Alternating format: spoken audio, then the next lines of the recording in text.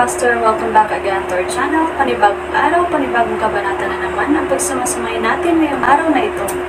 At kung bago ka sa ating channel, pag-click ang subscribe button and hit the notification bell para updated kayo sa ating mga susunod na videos. So mga Master, bago natin simulan ang ating kabanata ngayong araw na ito, huwag po sana natin skip yung ads mga Master, no, dahil malaking bagay na po yan sa ating munting channel. So simulan na natin kabanata ngayong araw na ito. Let's go! Kabanata 451 hanggang 470. Kabanata 451. Lumapit pa ang ilan sa kanila para hilahin si James. Magwala ka, bata, saway nila. Wala kang pasok dito. Sino ka? Ikaw din, Thea. Bakit hindi mo kayang bantayan ang walang kwentang asawa mo? Tumingin si Thea sa iba at sinabing, may medical skills din ang asawa ko. Sa katunayan, ang kanyang mga kasanayan ay mas mahusay kaysa sa iyong karaniwang doktor, naniniwala ako sa kanya. Mail iligtas niya si Quincy. Walang halaga ang tiwala mo sa kanya. Aakuin mo ba ang responsibilidad kapag may nangyari? Tumahimik ang lahat, biglang sigaw ni James. Napatikip ang lahat sa utos niya. Lumapit si James kay Quincy at tiningnan ang sugat nito sa hita, saka ang iba pang sintomas sa katawan nito. Pagkatapos noon ay tumingin siya sa kanyang kutis. Itinaas niya ang kanyang mga talukap para tingnan ang kanyang mga pupil. Pagkatapos, hinailan niya ang braso niya para kunin ang pulso nito. Tree Viper. Pinaikit ni James ang kanyang mga mata. Sa pagkakaalam niya, ang mga punong ulupong ay karaniwang pinalaki para sa nakapagpapagaling na halaga sa kanilang kamandag. Kapag hinaluan ng mga halamang gamot, nakakapagpagaling sila ng mga sakit. Gayunpaman, ang ahas na ito ay puro lason. Ang mga nalason ay mamamatay sa loob ng 1 oras. Tumingin siya kay Quentin. Ano, sa isang pagkawala? Masungit na sabi ni Quentin. Sasabihin ko sa'yo minsan. Galit ako ngayon, kaya wala akong gagawin. Inipit ni Quentin si James sa isang sulok. Paano malulunasan ng basurang ito ang pagkalason? Siya ay darating na gumagapang sa kanya sa wakas. Sa ganoong paraan, maibabalik niya si Quincy sa kanyang silid, fair and square. Ibibigay niya sa kanya ang antidote at ipapakain sa kanya ang kanyang gamot, pagkatapos ay si Quincy ay haharap sa kanyang awa. Ngumiti ng mahina si James. Iniunat niya ang kanyang kamay at hinawakan ang ilan sa mga acupuncture point ni Quincy, pagkatapos ay naglabas ng ilang pilak na karayom sa likod ng kanyang baywang bago mabilis na idinikit sa katawan ni Quincy.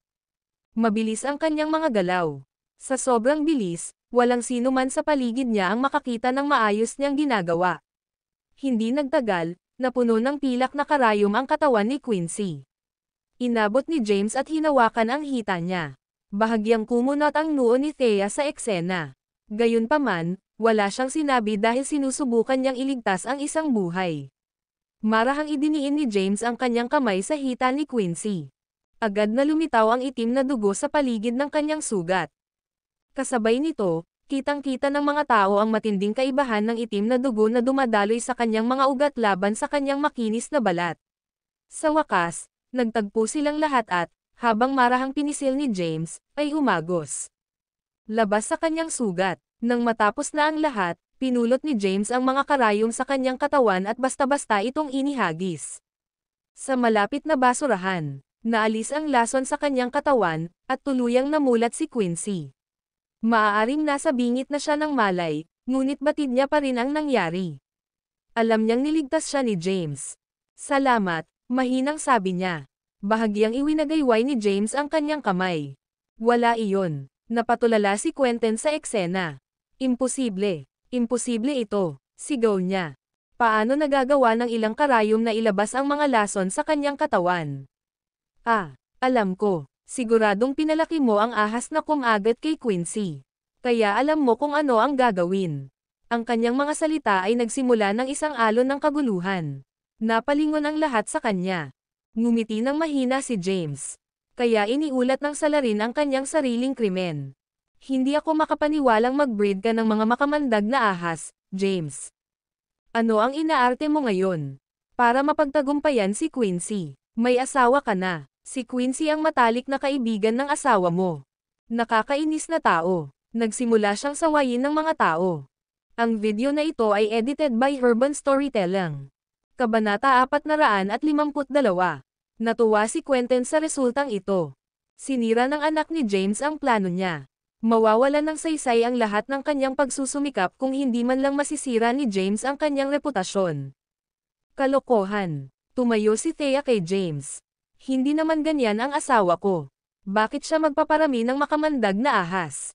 Thea, maaring kilala mo siya, pero hindi mo malalaman kung ano talaga siya. Tama na yan. Gaano na kayo katagal kasal ni James? Alam mo ba talaga kung ano siya bilang isang tao? Ang ilan sa kanila ay saway kay Thea. Halos gising na ngayon si Quincy. Bumaba siya sa mesa at umupo sa isang upuan, saka mahinang sinabing, alam kong hindi ako magpaparami kay James ng mga makamandag na ahas. Aksidente lang ito. Sinulyapan ni James si Quincy bilang pagpupuri. Maaaring nangingibabaw ang babaeng ito, ngunit ang bait niya. Naging balisa si Quentin. Huwag kang magpapaloko sa kanya, Quincy. Ito ay isang makamandag na ahas, na may matinding lason. Kailangan mong ma-detoxify gamit ang mga espesyal na paraan at gamot. Paano ka made detox ng ilang pilak na karayom?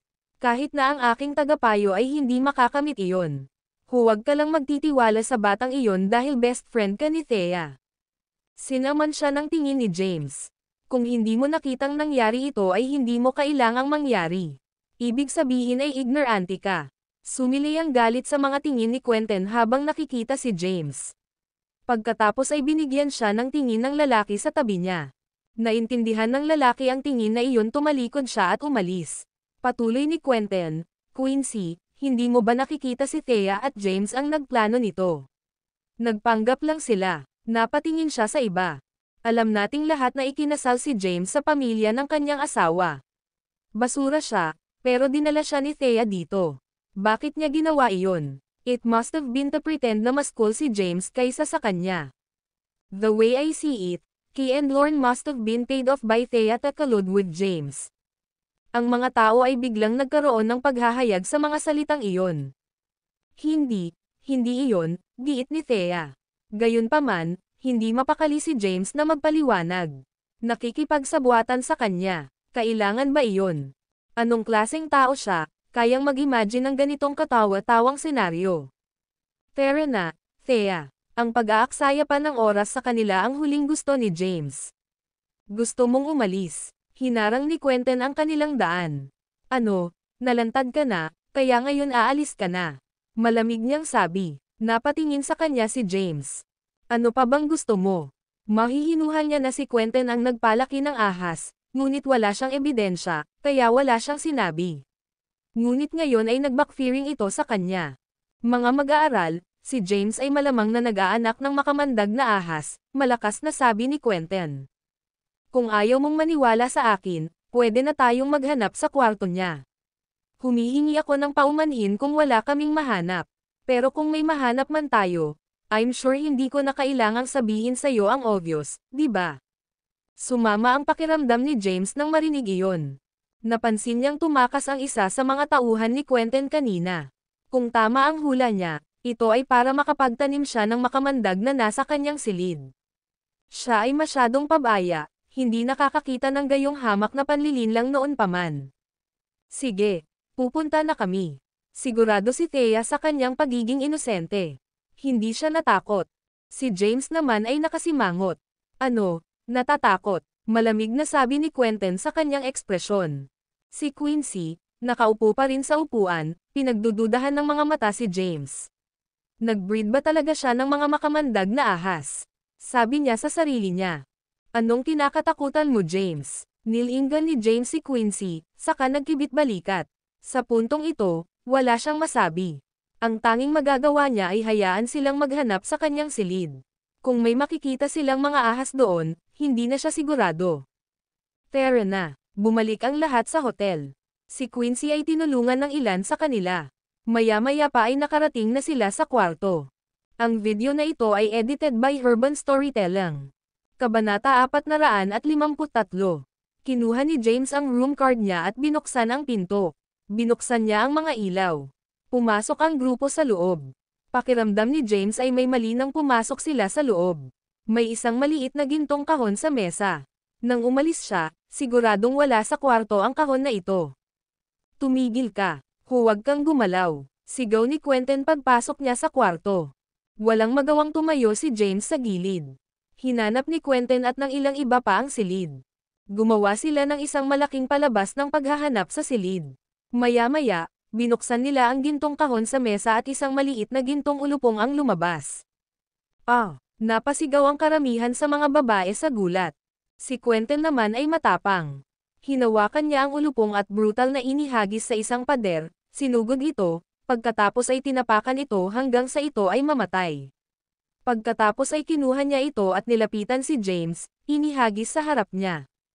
Ano ito, brat? Napatingin din si Thea kay James. Ano iyon? Naalala niyang walang ganoong kahon sa mesa nang umalis sila. Bakit ito lumitaw noong sila ay bumalik? So si James talaga. Anong masamang tao? Ito ay isang makamandag na ahas. Papatayin nito ang isang tao. Gaano kaitim ang puso mo? Pinagalitan siya ng mga estudyante habang umaatres sila James at Thea. Si Quincy ay tumingin kay James at Thea na nagtataka at hindi makapaniwala, na sinusuportahan pa rin ng iba. Gusto mo ba akong patayin, Thea? Ano bang ginawa ko sa'yo? Quincy, hayaan mo akong magpaliwanag. Hindi naman ganoon. Hindi ko alam kung ano ang nangyayari. Pilit na nagpaliwanag si Thea. Tama na, malamig na sabi ni Quincy. Pagkatapos ay nagpatuloy, Thea, tama na. Palagi kitang iniisip, nais kong makahanap ka ng isang mabuting lalaki, ngunit nakipagsabuatan ka sa iyong asawa para saktan ako. Buti na lang andito si Mr. Goth, kung hindi, niloloko niyo akong dalawa. Lumapit si Quentin. Quincy, kailangan mong maging maingat kapag nakikipagkaibigan ka sa hinaharap. Huwag ibigay ang iyong puso sa kahit na sino. Ang mga taong tulad ni Thea at James ay hindi sulit ang iyong oras. Si Quincy ay tumingin sa kanila ng may pagkabigo, pagkatapos ay umalis na may malamig na nguso. Patuloy silang hinuhusgahan ng ibang estudyante at pinag-uusapan sila Thea at James. Sobrang naagrabyado si Thea kaya napaiyak na siya. Nang makaalis na ang lahat, umiyak si Thea. Bakit? Bakit nangyari ito? Lumapit si James sa kanya at binigyan siya ng nakakaaliw na tapik sa kanyang balikat. Hindi naman big deal. Hindi na kailangang mag-alala. Alam naming inosente kami. Walang pakialam si James sa iisipin ng ibang tao sa kanya. Pero, malinaw na na-frame na kami. Hindi ko alam kung paano ipapaliwanag sa kanila. Huwag kang mag-alala, tiniyak ni James sa kanya. Iimbestigahan ko ito at patutunayan na wala kaming kasalanan. Hindi na nag-abalang magpaliwanag si James dahil hindi niya alam kung paano. Ito ang kanyang silid. Mayroon lamang isang room card, at ito ay nasa kanya sa buong panahon. Talagang natagpuan ang ulupong sa kanyang silid. Walang tiyak na ebidensya kung hindi, kaya walang maniniwala sa anumang sinabi niya. Pagkalabas nila sa kwarto ni James, itinoon ni Quentin ang atensyon kay Quincy. Kumusta ang pakiramdam mo ngayon, Queen? Nahihilo ka pa ba? Wala akong tiwala kay James. Maaaring na-detox ka niya, ngunit sa palagay ko ay may naiwan siyang trick. Para sa iyong kaligtasan, paano kung samahan kita pabalik sa silid at bibigyan kita ng buong pagsusuri sa katawan? Sure enough, medyo nahihilo pa rin si Quincy. Siya ay nag-aalala na ang lason ay hindi ganap na nalinis, kaya siya ay tumanggo. Oo, kasabay nito, ang mga sulok ng labi ni Quentin ay kumaibot paitaas sa isang nakakalokong ngiti. Ang kailangan lang niyang gawin ay ipasok siya sa kanyang silid. Hahanap siya ng random na dahilan para pakainin siya ng gamot na iyon. Sa sandaling kainin niya ito, siya ay nasa awa niya. Hindi siya maglalakas loob na magsabi ng anuman kapag nagawa na ang gawa at mayroon siyang recording nito. Ang pag-iisip pa lang niyan ay bumibilis na ang kanyang puso.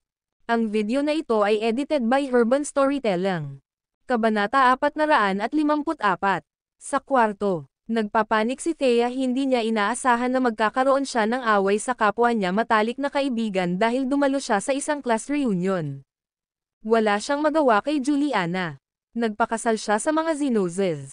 Siyempre, kakampi nila siya. Si Thea naman ay na-offend ang Zenozes para sa Black Dragon. Gayunpaman, talagang na-frame siya sa kaso ni Quincy. Anong gagawin natin, honey?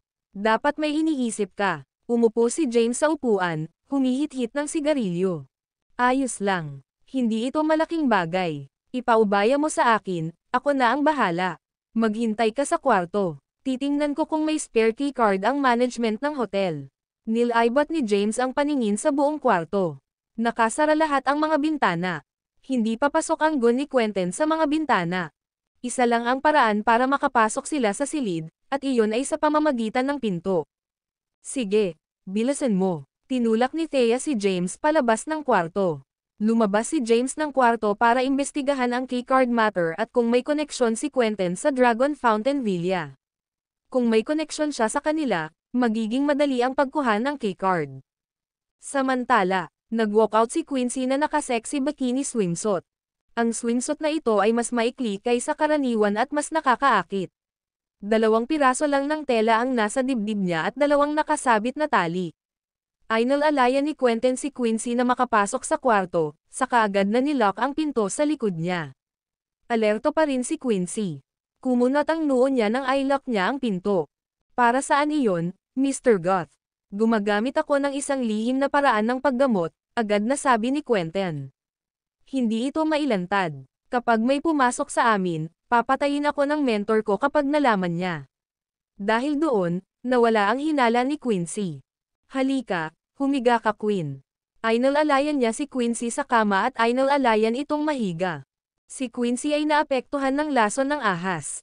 Kahit na pinilit ni James na ilabas ang lason mula sa kanya gamit ang kanyang mga pilak na karayom, nakaramdam pa rin siya ng pagkahilo pagkatapos maglakad ng ilang sandali. Mas gumaan lang ang pakiramdam niya pagkahiga.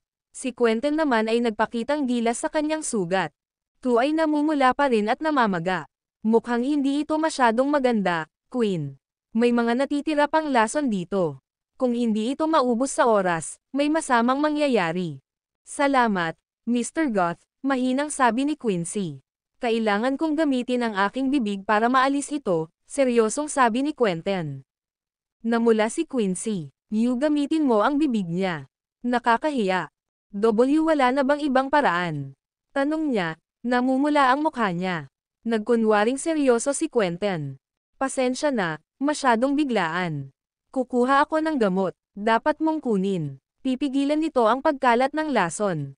Naglakad siya patungo sa mesa, binuksan ang bag para kumuha ng maliit na bote, at naglabas ng isang tableta. Eto, kumain ka na. Ibinuka ni Quincy ang kanyang bibig at nilunok ang tableta. Napangiti si Quentin sa nakita. Maingat niyang ginawa ang gamot na iyon. Kahit na ang pinaka-virtuous na babae ay magiging kalapitang mababa ang lipad kung ingested.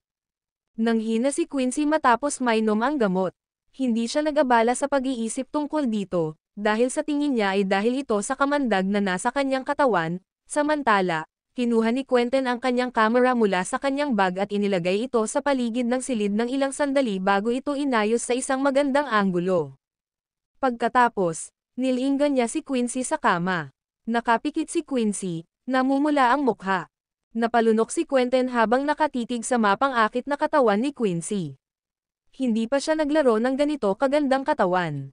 Siya ay isang doktor, at ang kanyang tagapagturo ay isa sa mga pinakamahusay sa larangan. Kitang-kita niya sa isang sulyap na virgin pa si Quincy. Wala pa rin siyang ginagawa sa mga lalaki. Pakiramdam niya ay napakaswerte niya. Pagkatapos ng araw na ito, magiging kanya na si Quincy. Queen. Marahan niya itong tinulak. Ang video na ito ay edited by Urban Storytelling. Kabanata 455. Dahan-daang iminulat ni Quincy ang kanyang mga mata, nanlalabo ang kanyang tingin. Malabo ang kanyang paningin. May nakita siyang silhouette, ngunit hindi niya matukoy kung sino iyon. Unti-unting nagliwanag ang kanyang paningin at nakita niya kung sino ang nasa harapan niya. Jamie. Ikaw ba yan? Para sa kanya, ang kaharap niya ay ang nobyo niya 10 taon na ang nakakaraan. Ang taong matagal na niyang hinahanap-hanap. Oo, ako ito. Tumawa sa tuwa si Quentin. Ito ang magic ng kanyang gamot. Nalilito ang isip, kaya't ang babaeng apektado ay mag-iisip na siya ay tumitingin sa taong mahal niya at kusang loob sa kanyang awa. Humiga siya sa tabi ni Quincy at niyakap ito. Sa sandaling ito, si Quincy ay ganap na natulala at natural na tumugon. May nakatayo sa labas ng bintana. Si James iyon. Napakunot noon niya sa nakitang eksena. Wala siyang planong makialam. Gayunpaman, hindi na siya maaaring maupo na lamang. Kung sabagay, girlfriend pa rin niya ito 10 taon na ang nakararaan. Gumamit siya ng bintana, at agad na binuksan ang bintana. Kakayakap lang ni Quentin kay Quincy, pero kumalas siya sa pagkakahawak nang marinig niya ang paggalaw at napalingon siya sa reflex. Pinagmasdan niya si James na gumagapang papasok ng kwarto. Gusto mo bang mamatay, kuya? Galit na galit niyang sigaw. Umalis ka dito. Pumasok si James at umupo sa isang upuan, saka nagsindi ng sigarilyo. Sinulyapan niya si Quincy, saka casual na sinabi, huwag kang ganyan, Quentin. I took the blame for you, yet here you are, enjoying yourself. Paano kung hayaan mo rin akong sumama? Akala ni Quentin ay nandito si James para magsimula ng gulo. Nakita niya ang husay ni James. Kahit ilang matipunong lalaki ay hindi nakatapat sa kanya. Nang marinig niya ang sinabi ni James, tumawa siya ng malakas.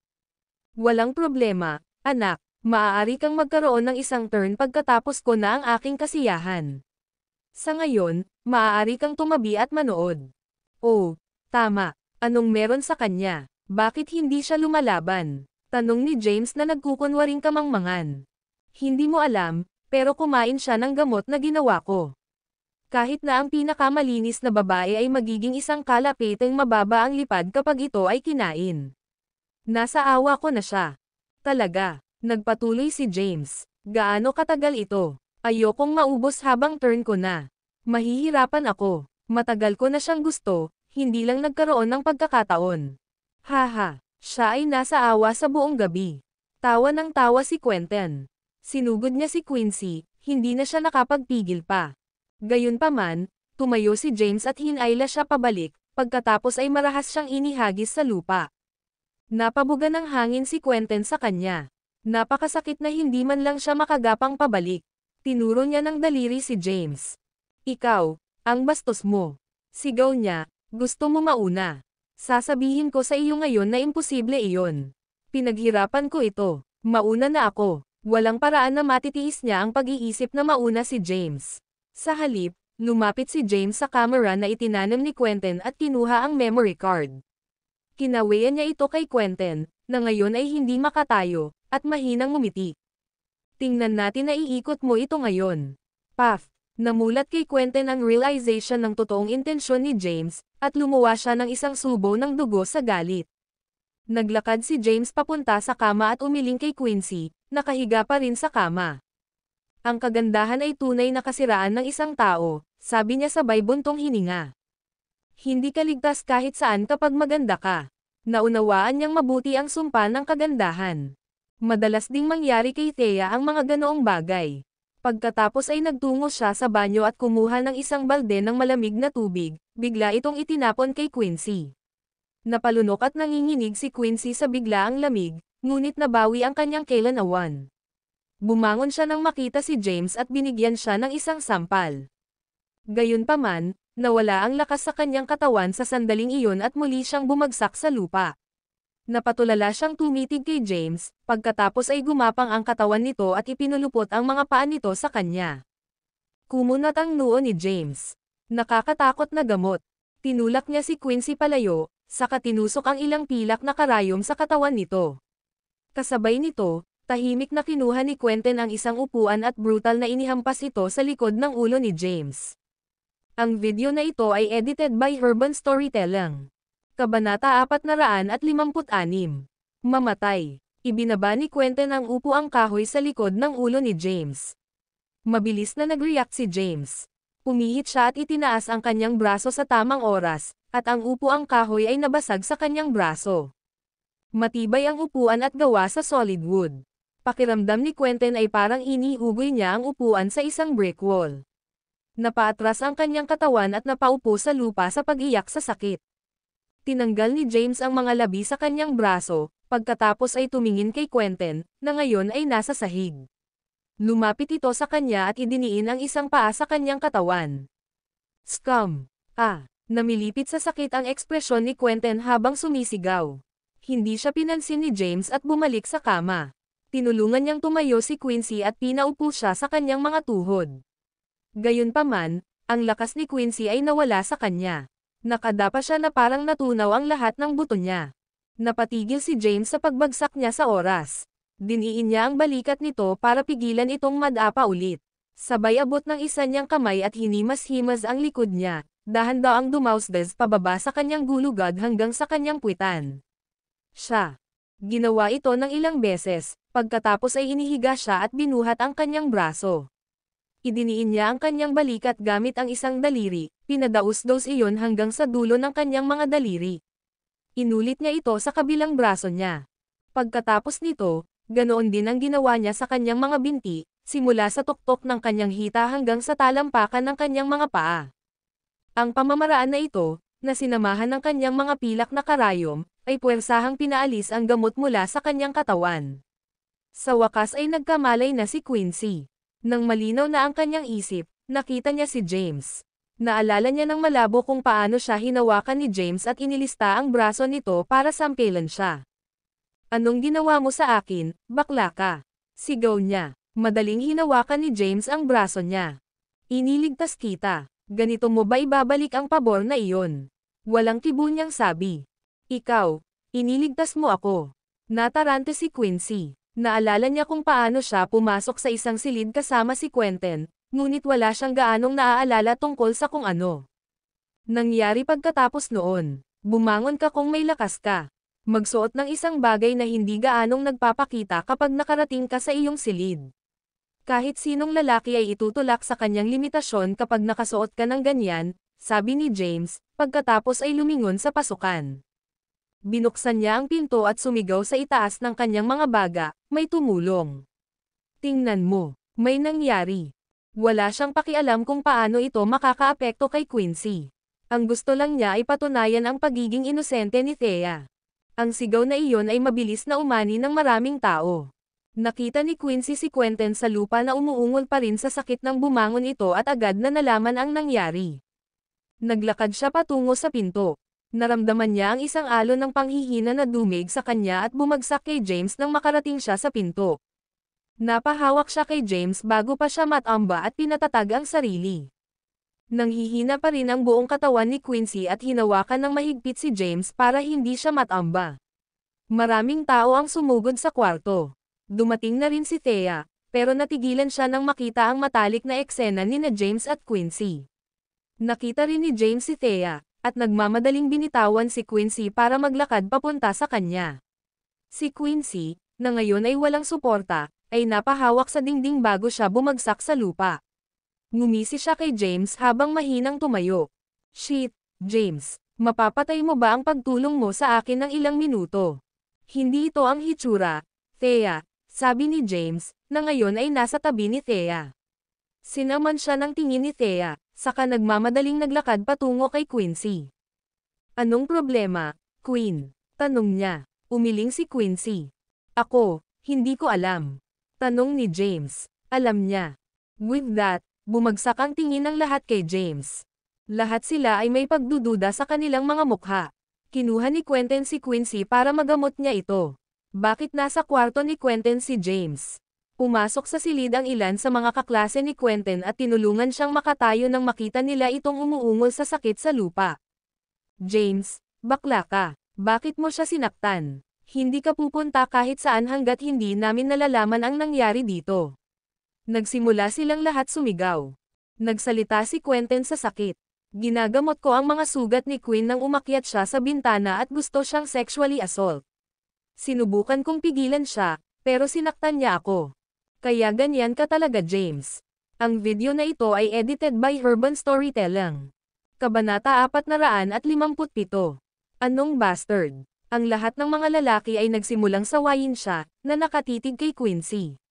Napaka-sexy niya, kaya nakakaakit. No wonder ginawa yun ni James. Karamihan sa mga lalaking naruroon ay pareho ang iniisip, ngunit walang sino man ang may lakas ng loob na kumilos dito. Hindi naniwala si Thea sa sinabi ni Quentin. Tinulungan niyang tumayo si Quincy. "Totoo ba yan, Queen?" "Ay, hindi ko alam." Nalilito ang isip ni Quincy matapos ma-ingest ang gamot na iyon. Hindi niya maalala ang nangyari. Ang alam lang niya ay kinakalabit siya ni James. Mahina niyang ipinilig ang ulo. "Ako, hindi ko alam." Malabo kong natatandaan na binuhat ako ni James at hinahaplos ang aking likod, braso, at binti. Paf! Humagalpak ng tawa si James. Siya ay nag-detox sa kanya dahil sa kabaitan. Paano ito naging kakape niya? Ganyan talaga, sabi ni Quentin. Pinuntahan ko siya para pigilan, pero sinimulan niya akong bugbugin. Tawagan natin ang mga pulis. Ang hamak na tulad niya ay ang humihila sa lipunan. Nagsimulang mag-check ang lahat. Sa sandaling iyon, maging si Quincy ay nataranta. Noong una, akala niya ay si Quentin ang nagtangkang gumawa ng isang bagay sa kanya at si James ang nagligtas sa kanya. Ngayong iba ang sinasabi ng karamihan, pakiramdam niya ay baliktad din ito, at nabugbog lang si Quentin dahil sinubukan niyang pigilan si James. Ibinahagi ni Quentin ang tingin sa ilan sa kanyang mga kaklase. May hawak siyang memory card, bulong niya. Puntahan mo siya at gamitin ang pagkakataong iyon para bawiin iyon. Naintindihan naman ng mga kaklase. James, bakla ka, scumbag, papatayin kita. Kinasuhan nilang lahat si James na bugbugin siya para makuha nila ang memory card.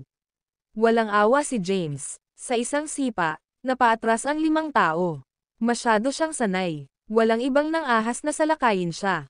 Napatingin si James kay Quincy. I gave you a way out, walang tibu niyang sabi. Ngunit dahil kahit na hindi mo ako naintindihan, wala akong pagpipilian kundi i-treat ang lahat sa isang libreng palabas. Kinuha niya ang memory card at naglakad papasok sa kwarto, ibinalik ito sa camera para i-play ang video. Sinundan siya ng mga tao at nagtipon sa paligid ng camera. Ang silid ay napuno na ngayon ng mga tao, lahat ay nakatitig ng hindi kumukurap sa video. Nang makarating sa parte kung saan siya sinuntok ni Quentin, namula si Quincy at pinatay ang camera. Namutla naman ang mukha ni Quentin. So yun ang nangyari. Halimaw lang si Quentin sa pananamit ng tao. Kasalanan lahat ito ni Quentin. Nagkamali tayo ni James. Si James ang mabuting tao dito. Ito ay isang magandang pagkakataon, ngunit hindi niya ito sinamantala. Napakahusay na tao. Napagtanto ng lahat ang katotohanan. Ngumisi si James kay Quincy na namumula pa rin ang mukha. Hindi pa tapos. Ang pinakamagandang bahagi ay pagkatapos nito. Hayaan ang lahat na panoorin ito. Patunayan nito ang pagiging inosente ko. Sinaman ng tingin ni Quincy si James. Magsabi ka pa at puputulan ko ang bibig mo. Humalaklak si James. Sige, maayos na ang lahat. Ayos lang si Quincy. Nakarating ako dito sa tamang oras at ginamit ang aking walang katulad na mga medikal na kasanayan upang linisin ang mga lason sa kanyang katawan. Tumingin ulit siya kay Quincy at tumawa. Tandaan na magsuot ng higit pa kapag bumalik ka. Mahirap na hindi ma-assault kapag ganyan ang suot mo. Gayun din, tandaan na uminom ng maligamgam na tubig kapag bumalik ka sa iyong silid. May natitira pang bakas ng gamot sa katawan mo, pero may ihi mo na lang. Haha. Nagtawanan ang ilan. Nahihiyang sinabi ni Quincy, Thea, tulungan mo akong bumalik sa kwarto ko. Sige, tumango si Thea. Sa sandaling iyon, lumitaw sina Kian at Kellan, ang kanyang manager. Wow, nandito si Kian. Nagsimulang maghiyawan ang kanyang mga tagahanga, gayunpaman, lumuhad si Kian sa harapan ni Thea sa ilalim ng tingin ng lahat. Ano, natigilan silang lahat. Ano bang nangyayari ngayon? Ang video na ito ay edited by Urban Storytelling. Kabanata 458. Ikinagulat ni Kian ang lahat sa kanyang pagluhod. Isa siyang malaking celebrity, sikat sa buong mundo. Halos lahat ng babae sa magkabilang klase ay mahal si Kian. Pero ngayon, nakaluhod siya sa harap ni Thea. Napilitan si Kian dito. Ayaw niyang mamatay. Mali ako, Ms. Thea, pakiusap niya sa lupa. Patawarin mo ako. Magpanggap ka na lang na wala akong sinabi. Nenas ang isa sa mga tagahanga ni Kian at lumapit sa kanya para tulungan siyang makatayo. Ano bang nangyayari sa iyo, Kian? Hindi ka pwedeng lumuhad para sa kanya. Ang iyong mga tuhod ay mas mahalaga kaysa doon. Isa kang malaking bituin. Ikaw ang idol ko. Thea, anong ginawa mo kay Kian? Sinimulan na nilang pagtripan si Thea. Nakaluhod ang kanilang idolo dahil kay Thea. Galit sila ngayon. Pati si Quincy, nalilitong tumingin kay Thea. Si Thea lang ang nakakaalam kung tungkol saan ito. Sinaman niya ng tingin si James. Sinabihan siya ni James na kakausapin niya si Kian. Bakit ngayon lumuhad si Kian sa kanyang harapan at humihingi ng tawad? Honey, napatitig siya kay James. Nagkibit balikat si James. Huwag mo akong tingnan. Hindi ko alam kung bakit niya ginagawa iyon. Ikaw, tumayo ka muna, nagmamadaling sabi ni Thea. Hindi ako babangon hanggat hindi mo ako pinapatawad. Natakot si Kian na aipakin siya ni James sa mga isda kapag hindi siya pinatawad ni Thea. Pinapatawad na kita. With that, naging masaya si Kian. Salamat, Ms. Thea.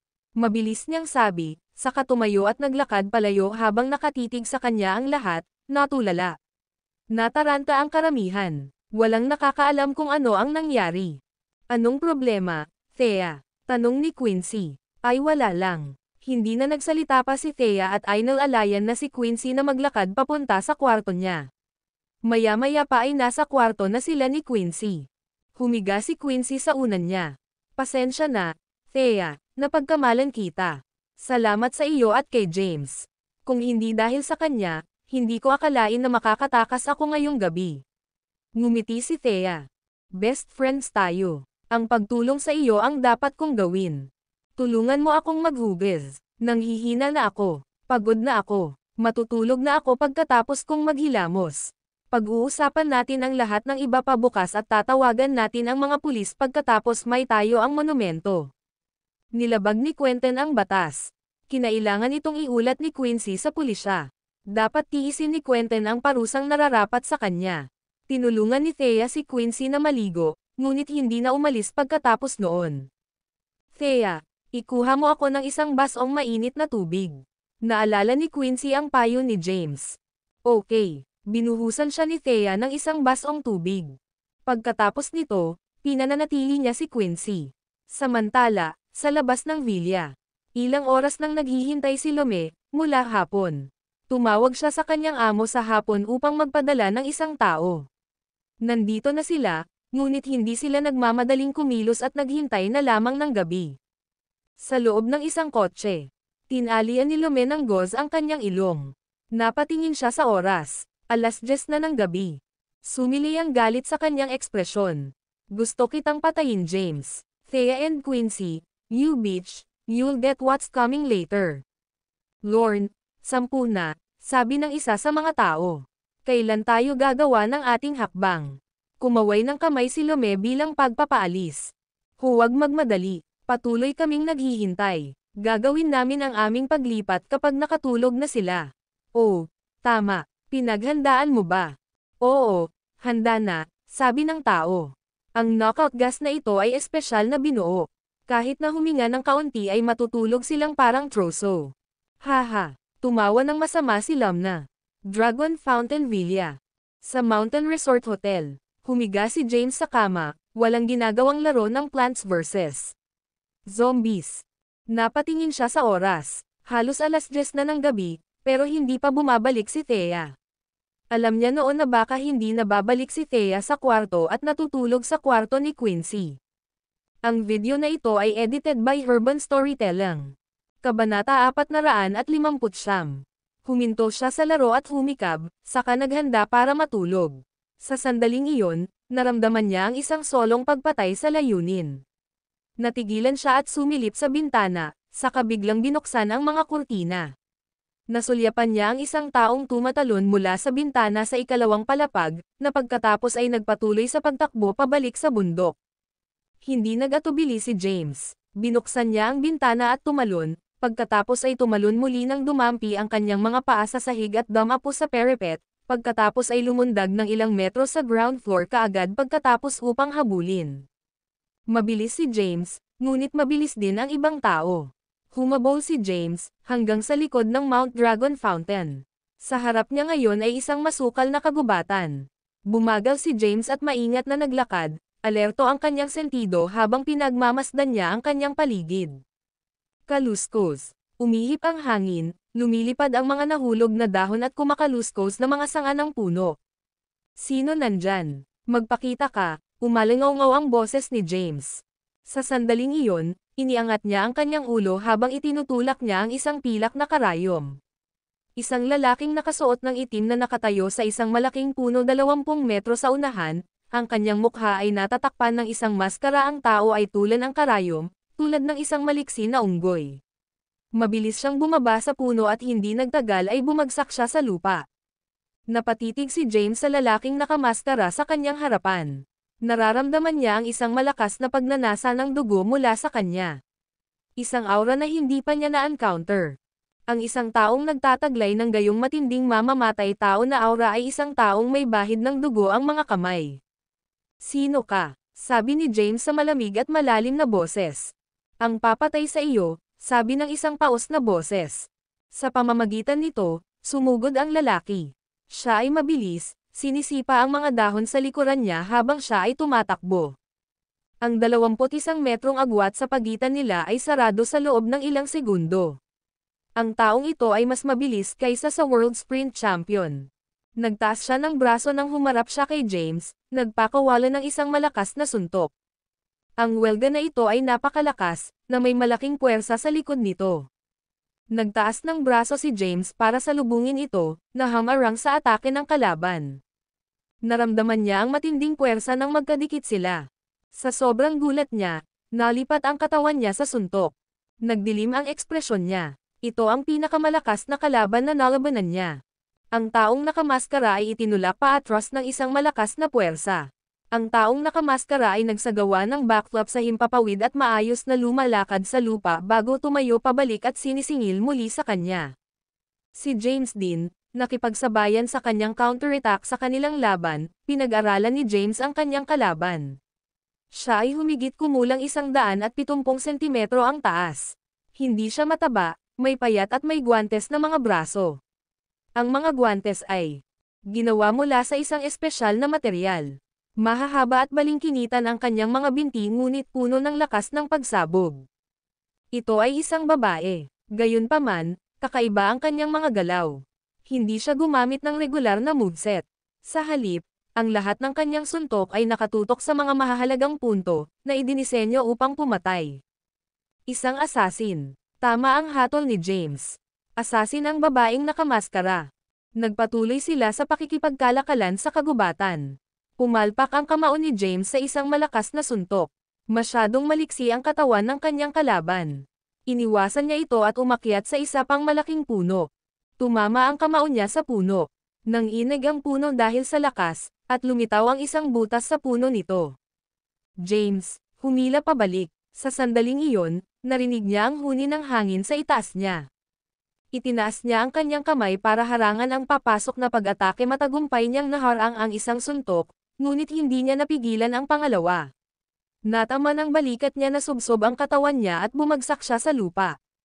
Bago pa siya makatayo, isang matalim na punyal ang bumungad sa kanya. What a strong assassin, naisip niya sa sarili, natigilan. Ang kanyang katawan ay bumangon muli at iniwasang maseksak. Pumihit siya sa himpapawid at ginawa ang isang mabangis na sipa papunta sa ulo ng kanyang kalaban. Ang video na ito ay edited by Urban Storytelling. Kabanata 460. Ang assassin ay makapangyarihan at maliksi, ngunit si James ay hindi rin mahina. Ang kanyang pagbabago sa paggalaw ay masyadong mabilis para sa mamamatay tao upang mag-react sa oras. Sa oras na ginawa niya, huli na ang lahat.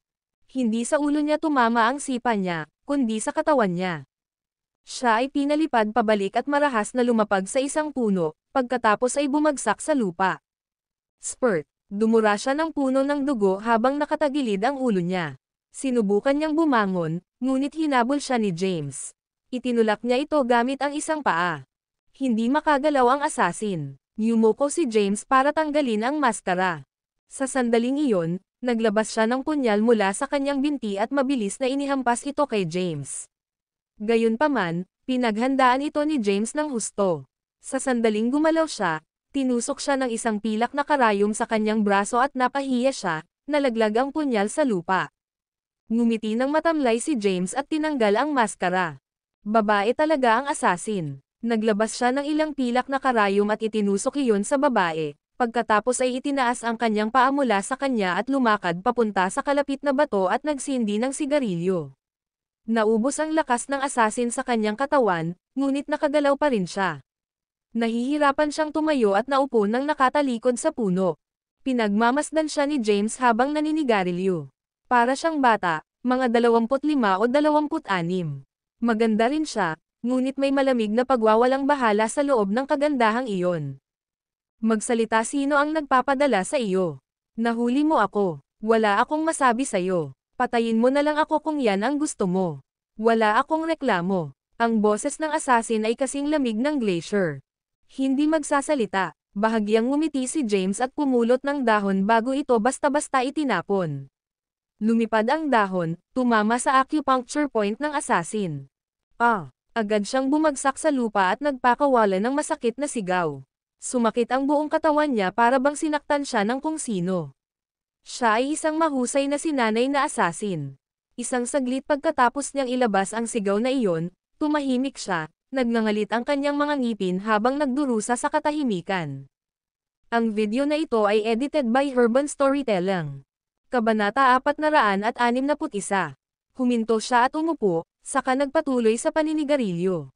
Dahan-daang iminulat ng assassin ang kanyang mga mata at tinitigan si James na tila abala. Ito ba talaga ang Black Dragon? Sabi nila, ang Black Dragon ay hindi nagdadalawang isip kapag pumatay ng mga tao at walang awa. Mukhang mali ang tsismis. Umalis ka na. Sinaman siya ng tingin ni James at kumaway sa kanya. Natigilan siya. Binitawan niya, ganun lang. Bago siya pumunta rito, alam niyang may isang conclusion lamang para sa kanya kung mabibigo siyang patayin siya, at iyon ay kamatayan. Hindi niya inaasahan na ililibre siya nito. Pinapaalis mo talaga ako. Pansamantalang tanong niya. Magwala, sigaw ni James. Kinaladkad ng assassin ang sarili at umalis. Naglakad siya ng ilang hakbang, saka tumalikod. Nakaupo si James sa isang bato, nag-iisip ng kung ano lumingon siya at tinitigan si James. Sige, ano ang gusto mong malaman? Si James ay nagpakawala ng isang banayad, hindi napapansing ngiti, pagkatapos ay inangat ang kanyang ulo upang tingnan siya. Ano, magsasalita ka ngayon?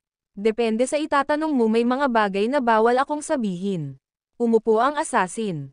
Sino ang gustong pumatay sa akin? Umiling siya. Ewan. Hindi mo alam. At bakit mo ako sinubukang patayin? Nakuha ko ang trabaho sa dark web. May mga pabuya sa iyo sa buong mundo. Lahat sila ay naipon sa 10 bilyon sa kabuuan. Pinunasan ni James ang ilong. 10 bilyon lang ba ang halaga niya? Sino ka? Saang kapangyarihan ka nabibilang? Kailan nagkaroon ang bansang ito ng mga assassin na tulad mo? Napatingin si James sa assassin. Siya ay napakalakas, ngunit hindi siya bulgar. Ang kanyang lakas ay kapantay pa rin ng 28 na bansang martial arts gurus. Well, nag-alinlangan ang assassin. Nagsimulang umikot ang mga galaw sa isip ni James. Malakas ang taong ito. Hindi na siya ang Black Dragon at nakaipon na ng napakaraming kaaway. Kailangan niya ng isang malakas sa tabi niya. Naniniwala akong pagod ka na sa buhay ng isang assassin. Gusto mo bang tumira? Bibigyan kita ng pagkakataon ngayon. Maaari kang umalis sa underworld at baguhin ang iyong pangalan upang magsimulang muli. Salamat dahil hinayaan mo akong mabuhay. Nasabi ko na lahat ng kailangan ko. Ingatan mo sarili mo. Mas marami ng mamamatay tao pagkatapos mo mula ngayon. Dahil doon, nawala ang assassin sa dilim. Kumunat ang noo ni James. Bumalik sa hukbo, hindi siya nakipag-ugnayan sa anumang mga organisasyon ng pagpatay. Hindi niya alam kung saan siya galing. Siya ay nagligtas sa kanya upang makakuha ng impormasyon, ngunit ito ay upang makakuha ng higit pang mga kaalyado. Ito ay dahil kulang siya sa mga numero at kailangan niyang lumakas. Isinaalang-alang niyang tawagan ang Blythe King at ipas siya Saturday sa kanya ang pinanggalingan ng assassin, ngunit nag-isip laban dito matapos maalala na ang Blythe King ay binabantayan ng maraming lalaking nasa kapangyarihan. Kailangan niyang tawagan si Jake Graham kung gusto niyang malaman kung sino ang assassin. Pinlano niyang makipag-ugnayan kay Jake Graham bukas sa sandaling bumalik sila sa bahay at ipagamit sa kanya ang kanyang underground network para magsagawa ng background check sa assassin. Tumayo si James at nagsimulang maglakad pabalik sa masayang lakad. Sa sandaling iyon, nakarinig siya ng putok ng baril. Nagdilim ang ekspresyon ni James at tumalon siya sa isang malapit na puno, nagtago sa gitna ng mga makakapal na dahon nito. Isang maitim na anino ang tumakas sa di kalayuan. Ito ang assassin na nakilala niya kanina. Siya ay binaril sa dibdib. Idiniin niya ang sugat gamit ang kanyang kamay at natisod habang siya ay tumakas ng mas malalim sa kagubatan. Si James, nakatayo sa puno, ay nakita ang lahat. Napatingin siya sa lalaking humahabol sa kanya. Nagsuot din siya ng maskara, at may hawak na pistol sa kanyang kamay. Bumagal ang lakad ng lalaki habang nililibot ang tingin sa kagubatan. Mayo, sigaw niya. Alam mo kung ano ang mangyayari kapag nabigo ka, mamatay ka. Ito ang mga patakaran. Magpakita ka na ngayon. Umalangaw-ngaw ang boses ng lalaki. Narinig ni James ang lahat ng malakas at malinaw. Ang parusa para sa isang nabigong misyon ay kamatayan. Nabigla siya. Anong uri ng organisasyon ito? Bakit mayroon itong nakakatakot na tuntunin? Ang video na ito ay edited by Urban Storytelling. Kabanata 462. Nanatili si James sa puno, hindi kumikibo. Gayunpaman, alam niyang nabigo ang babae sa kanyang misyon. Walang naghihintay sa kanya maliban sa kamatayan. Ito ay perpekto. Sa halip, maaari niyang samahan siya nito. Malapit, sa likod ng isang malaking puno. Idiniin pa rin ng asasin ang kanyang kamay sa kanyang sugat, ngunit bumuhos ang dugo kahit na ano. Siya ay binaril, at ito ay tumama sa kanyang arterya. Wala na siyang mahabang oras. Dahan-daang sinundan ng lalaking nakamaskara ang kanyang dugo sa lupa at nakarating sa puno kung saan nagtatago ang asasin. Alam mo ang rules, May. Ang isang nabigong pagpatay ay nangangahulugan ng kamatayan, ngunit depende rin ito sa mga pangyayari. Nabuhay ka sana kung hindi nakita ng kalaban ang iyong mukha. Na-expose ka, kaya ayon sa rules namin, dapat kang mamatay. Lumayo ang asasin sa puno. Namumutla ang kanyang mukha habang dahan-daang kausap ang lalaking nakamaskara sa kanyang harapan. All these years, ang dami kong nagawa para sa organisasyon, pero dahil lang sa nakita niya ang mukha ko, kailangan kong mamatay. Iyon ang Black Dragon na pinag-uusapan natin. Ang rate ng tagumpay para sa pagpatay sa kanya ay mas mababa sa 1%. Rules are rules, malamig na sabi ng lalaki, saka itinutok ang baril sa kanya. Swish! Isang pilak na karayom ang bumaril at tumagos sa likod ng ulo ng lalaki. Dahan-dahan siyang bumagsak sa lupa. Thud! Lumipad ang mga dahon, pagkatapos ay lumutang muli pababa. Dahan-daang lumapit si James. Ang mamamatay tao ay nasa kanyang limitasyon. Bumagsak siya sa lupa nang makita niya si James. Lumapit si James sa kanya at tinignan ang dagwang shirt niya. Lumuhad siya at pinunit iyon, tumambad ang dagwang sugat sa dibdib niya. Isipin mo ang iyong sarili na maswerte, sabi ni James. Hinugot niya ang isang wire sa manggas ng kanyang jacket at pinasok ang dulo nito sa sugat. Nabunot ng alambre ang bala. Kaagad pagkatapos noon, naglabas si James ng ilang pilak na karayom at ginamit ang mga iyon para pigilan ang kanyang pagdurugo at protektahan ang kanyang mga ugat sa puso. Tinulungan niya ang asasin na maupo sa may puno. Ang mamamatay tao ay nakamamatay na mapatla. Tumingin siya kay James. Sinasabi ng mga tao na ang Black Dragon ay may walang kapantay na mga kasanayang medikal. Mukhang nasaksihan ko ito para sa sarili ko. Nabigla siya sa galing niya. Hindi na niya kailangan pang hawakan ang sugat para mailabas ang bala. Ang diskarteng iyon ay mahirap paniwalaan kung hindi niya nakita ito para sa kanyang sarili. Bakit mo ako niligtas? Puno ng tanong ang mapatla niyang mukha habang nakatitig kay James. Dahil may konsensya ka, walang pakialam na sabi ni James. May prinsipyo ka at hindi mo pinuntirya ang asawa ko dahil lang gusto mo akong patayin. Kung nahuli mo siya at ginamit laban sa akin, magkakaroon ka ng mas mataas na pagkakataon na magtagumpay, ngunit hindi mo ginawa. Ganun ba? Nagdududa ang asasin. Sa kanyang hanay ng trabaho, mayroong isang panuntunan na hindi kailanman isangkat ang pamilya. Ito ang kanyang panuntunan, ngunit ito rin ang panuntunan ng kanilang mundo.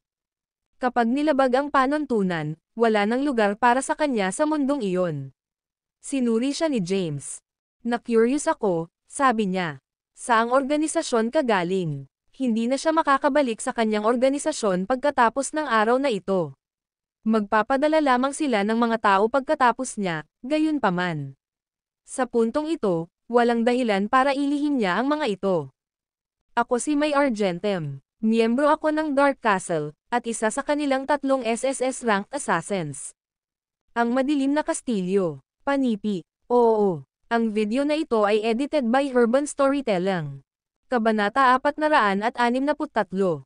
Ang Dark Castle ay ang pinakamahiwagang assassin organization sa mundo.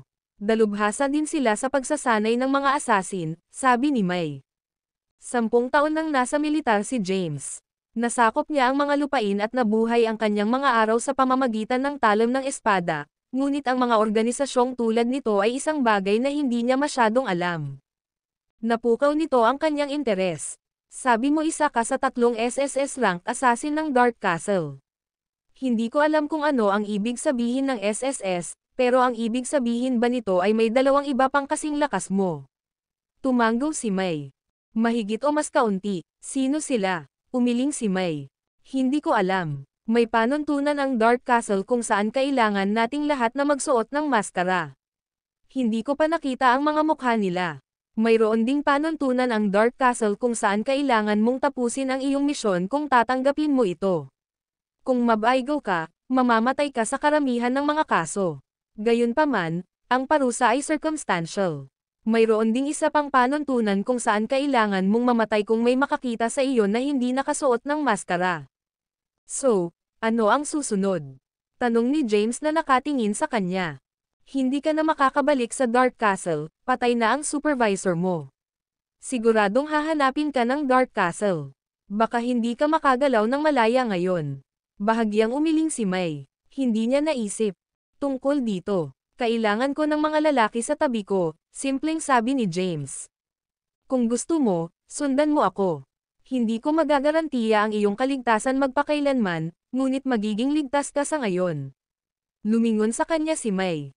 Pinapapasok mo ako. Hindi ka ba nag-aalala na atakihin kita sa unang pagkakataon na makukuha ko para matapos ko ang aking misyon?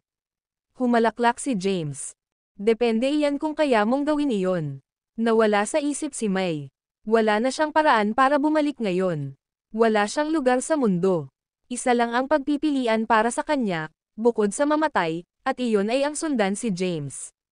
Tumanggaw siya pagkatapos ng ilang saglit na pag-iisip. Okay, sasamahan kita. Ngumiti ng mahina si James. Inilabas niya ang kanyang telepono at tinawagan ang isang nagngangalang Ronald Moon. Si Ronald ay isa sa 1,000 lalaking inilipat niya mula sa Southern Plains at siya ang kasalukuyang pinuno ng 1,000 kalalakihang iyon. Ang mga lalaking ito ay namamalagi sa Kensington mula nang ilipat dito, naghihintay ng utos ni James. Boss, isang excited na boses ang nagmula sa nagsalita.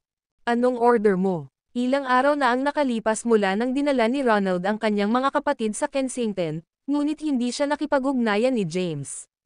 Ngayong tumatawag siya, natuwa si Ronald. Magmaneho sa Dragon Fountain Villa.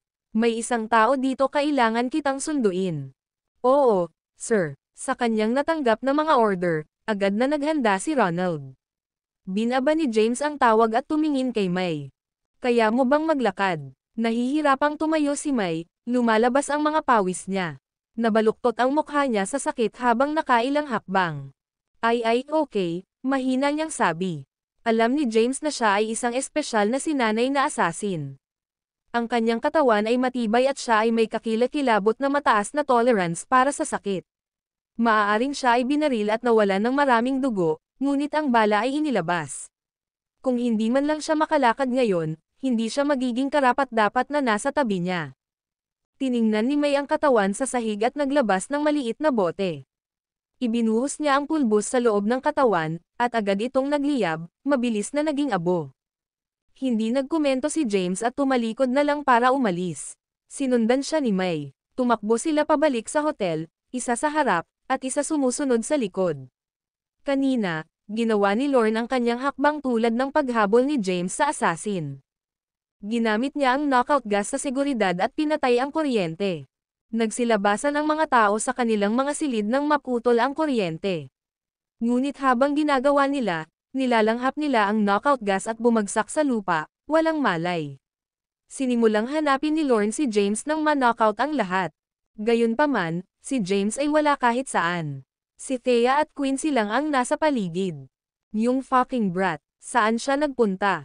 Hinanap ni Lorne ang bawat silid, ngunit wala si James sa alinman sa mga ito. Sinipa niya ang pinto sa galit. Boss, nandito pa ang asawa niya. Sigurado akong hindi siya makakalayo. Dapat tayong maghintay. Babalik siya. Boss, tingnan mo lahat ng hotties. Paano kung hayaan nating magsaya ang lahat? Ang video na ito ay edited by Urban Storytelling. Kabanata 464. Kabanata 464. Smack. Sinampal ni Lorne ang kababata. Maraming magagandang babae, ngunit hindi nila mahawakan ang alinman sa kanila. Magiging magulo ang mga bagay kung gagawin nila. Ang target lang nila ay sina James, Thea, at Quincy. Hindi siya makikigulo sa iba. Kung hindi, kahit na ang kanyang amo ay hindi magagawang pagtakpan ito kung lumala ang mga bagay. Buksan mo ulit ang kuryente. Nakuha ko. Nagmamadaling umalis ang kasambahay para buksan muli ang kuryente. Sa kwarto ni Quincy ay tiningnan ni Lorne sina Quincy at Thea, parehong nasa kama. Natapos na si Quincy sa kanyang paliligo at nakahiga sa kama na nakasuot ng 3-piece pajama set. Si Thea naman ay nakatagilid na nakahiga sa kama. Hindi napigilan ni Lorne na mapalunok nang makita ang dalawang magagandang babaeng ito. Ang dalawang ito ay dating mga kampanilya ng paaralan. Noon, hinabol niya silang dalawang ngunit walang awang tinanggihan. Sino ang nakakaalam na pareho silang mahuhulog sa kanyang mga kamay makalipas ang 10 taon? Lumapit siya sa kanila at hinangaan ang katawan nila. Teksto Karapatang-Ari 2024 na Envel Drama, org. Normal na damit ang suot ni Thea, pero masyadong nakakaakit ang 3-piece ni Quincy. Naglabas siya ng maliit na bote at naglakad papunta kay Quincy, binuksan ang bote para ilagay sa ilalim ng ilong niya. Isang mabahong amoy ang pumasok sa kanyang ilong. Ubo. Umubo si Quincy at biglang nagising. Unti-unting nagliwanag ang mga mata niya at nagbago ang ekspresyon ng mukha niya nang makitang nakatayo sa kwarto ni Lorne. Hinawi niya ang mga saplot sa kanyang katawan habang namumutla ang kanyang mukha. Ikaw, anong ginagawa mo sa kwarto ko? Haha. Tumawa si Lume. Inasahan mo ba ito, Quincy? Sinulyapan ni Quincy si Thea, wala pa ring malay, at kinurot siya. Gayunpaman, tila natigil si Thea sa malalim na pagkakatulog. Hinayla siya ni Lorne sa buhok at hinaga sa kama. Nagpanggap ka na mataas at makapangyarihan, nagkunwari kang dalisay. Sinampal niya ito.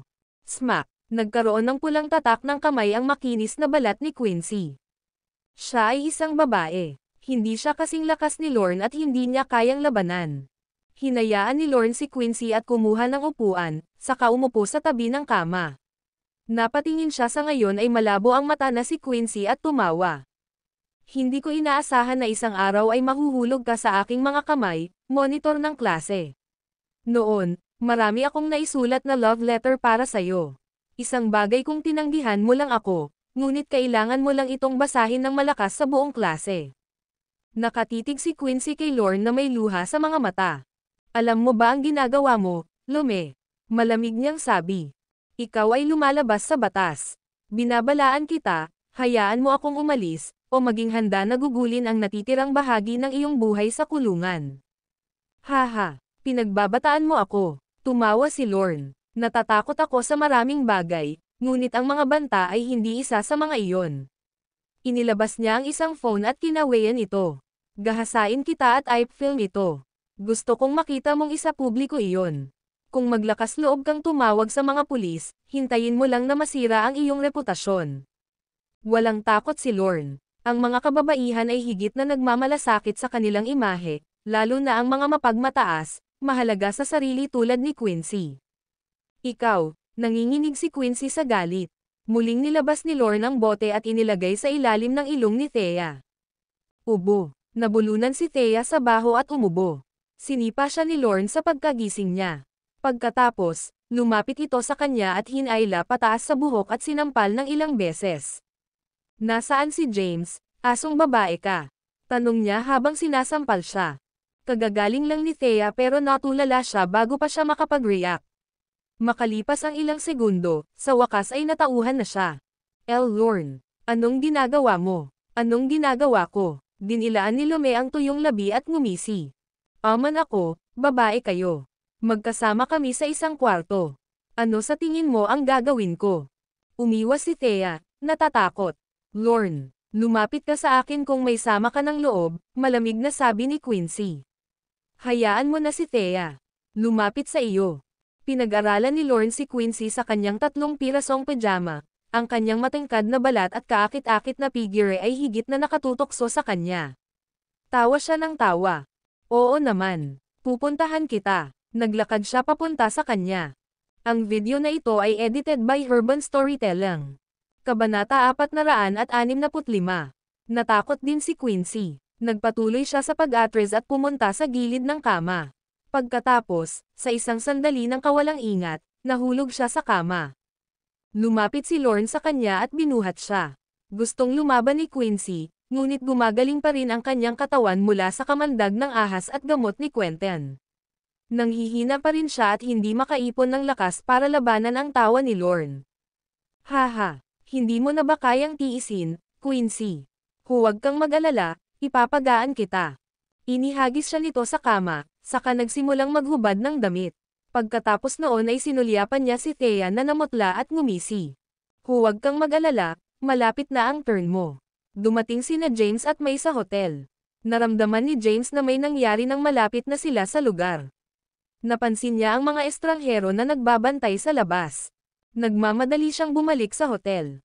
Pagkapasok niya, nakita niya ang mga tao sa lahat ng pangunahing hagdanan.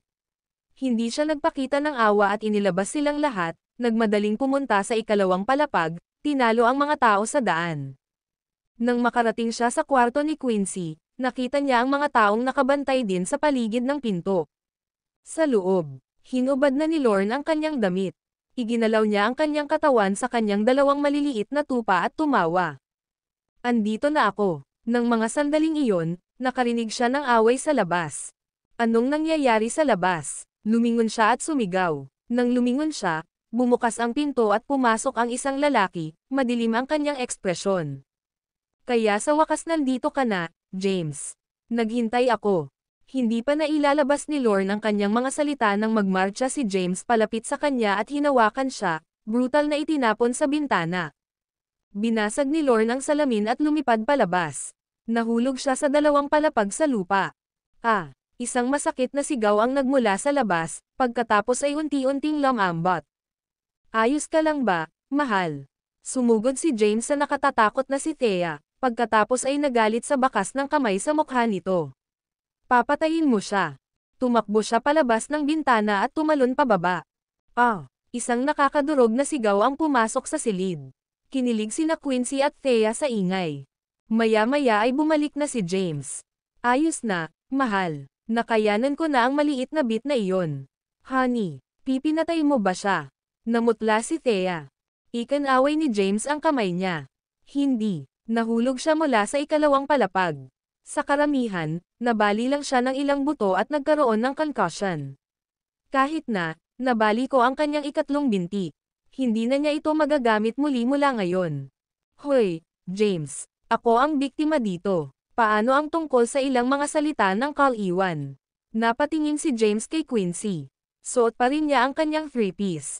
Walang naalis. Paano siya naging biktima? Niyakap ka lang niya or something. It's no big deal, walang pakialam na sabi ni James. Bakit ikaw? Namula si Quincy. Kinuha ni James ang phone niya at tumawag ng pulis.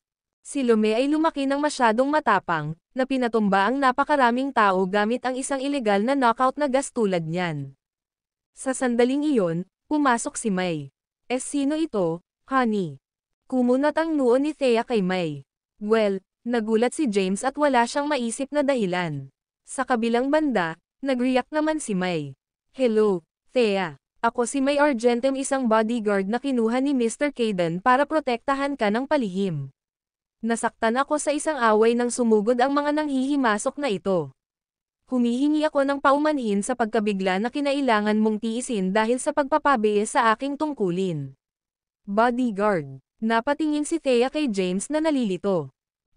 Oo. Napakamot sa ulo si James at nagpatuloy. Nag-aalala ako na baka may mangyari ulit sa iyo pagkatapos ng kidnapping na iyon, kaya palihim akong kumuha ng bodyguard para sa iyo. Dahil sa paggising ni May sa akin mula sa knockout gas kaya ako nakarating para iligtas ka. Oh, nakikita ko. Natauhan si Thea. Ang video na ito ay edited by Urban Storytelling. Kabanata 466. Tumingin si James kay May Argentem, puno ng pasasalamat ang mga mata. She wears her heart on her sleeve, buti na lang. O tama, paano natin hahaharapin si Lome at ang mga taong dinala niya? Tanong ni James habang nakatingin kina Quincy at Thea. Dapat nating hayaan ang pulisya na harapin ito, sagot ni Quincy. Ito ay lampas sa isang maliit na pagkakasala, ito ay isang felony. Dapat ipaalam sa pulisya. Oo, sumasang-ayon ako. Tumango si James. Kinuha ni Quincy ang kanyang telepono para tumawag sa pulis. Inilabas ni James ang smoke antidote na ninakawan niya sa katawan ni Lorne at sinimulan itong ibigay sa mga alumni. Nang makabangon ang mga alumni mula sa usok at malaman kung ano ang nangyari, lahat sila ay bumagsak sa hindi nasisiyahang mga daing. Lahat ng tauhan ni Lorne ay pinigilan ni James habang hinahayaan niya silang bumagsak sa sahig at napasigaw sila sa sobrang sakit dahil sa impact. Ang mga alumni ay bumili ng ilang lubad para itali sila. Nang makita nila si Lorne, pandiya na basang-basa sa dugo, nakahandusay sa lupa, lahat sila ay bamantong hininga. Sa lobby ng hotel ng Dragon Fountain Villa, nakatali dito ang ilang dosenang lalaking dinala ni Lorne. Si Lorne din mismo ang dinala dito. Mahina siyang napasando sa isang haligi na may mga bali na buto at isang kuweba ang mukha. Upang magdagdag sa mga bagay, ang kanyang mga miyembro ay ginawa ring inuyutil. James, napakalayo mo na. Pinagmasdan ni Quincy ang mga taong ito, lalo na ang matinding sugatang si Lorne, at nakakunot ang noo habang nagsasalita, medyo masama ang kalagayan ni Lorne.